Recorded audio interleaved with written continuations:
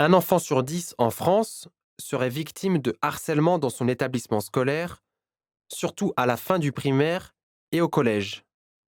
C'est quoi le harcèlement à l'école? En fait, le harcèlement, c'est le phénomène de violence qui obéit à chaque fois à la même logique. Un harceleur fait subir de façon répétée des moqueries, des mots injurieux ou même des coups à une victime sous les yeux d'autres élèves. Le harcèlement, c'est donc la relation à trois: le harceleur, le harcelé et les spectateurs, ceux qui trouvent ça drôle ou n'osent rien dire.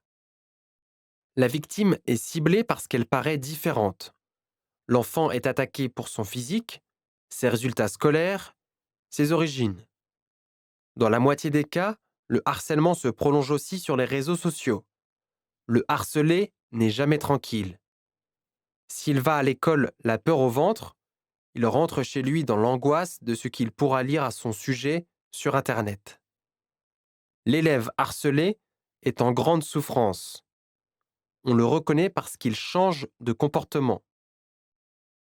Il n'a plus d'amis, ses notes chutent ou il perd l'appétit. En plus, l'enfant harcelé n'ose rien dire aux adultes parce qu'il a peur de représailles.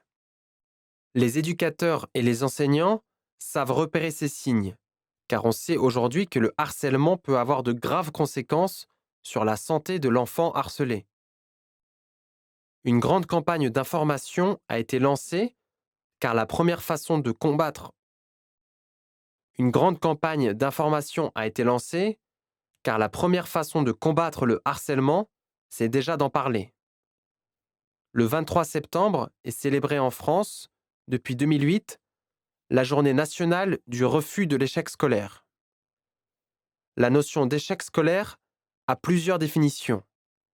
Si un élève a des difficultés à comprendre ses cours à l'école, au collège ou au lycée, il est en échec scolaire. Plus largement, les redoublements répétitifs symbolisent cet état de fait. Mais la véritable définition de l'échec scolaire est la sortie du système éducatif sans diplôme ni qualification. Les causes de l'échec ou de difficultés scolaires sont multiples. L'élève peut souffrir d'un trouble de l'apprentissage. Dans ce cas, seuls des professionnels spécialisés, médecins, psychologues, peuvent traiter le problème. La phobie scolaire constituerait également une des causes de l'échec scolaire. Des problèmes de relation avec les autres élèves ou des soucis d'ordre familial peuvent entraîner l'échec scolaire. Pour sortir d'un cercle vicieux, tout d'abord il faut retrouver confiance en soi et se remotiver pour les cours. Si votre motivation se trouve dans vos chaussettes, sachez qu'il n'est jamais trop tard. La persévérance est la clé du succès. Il est aussi important de savoir s'auto-évaluer, d'être honnête avec soi-même. Connaître ses faiblesses dans telle ou telle discipline est une force.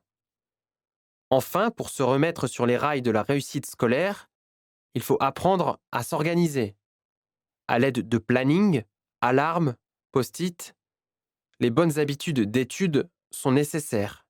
Disciplinez-vous pour réviser efficacement et vos efforts paieront en conséquence.